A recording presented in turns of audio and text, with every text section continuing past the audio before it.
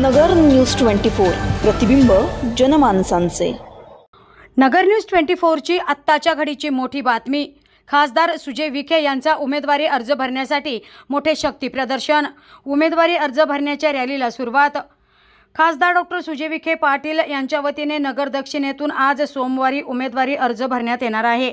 मुख्यमंत्री उपमुख्यमंत्री यांच्या उपस्थितीत हा अर्ज भरणार आहे। आता दुपारी 12 वाजण्याच्या सुमारास बस स्थानक परिसरापासून खासदार सुजय विखे पाटील यांच्या उमेदवारी अर्ज भरण्याच्या रॅलीला सुरुवात करण्यात आली।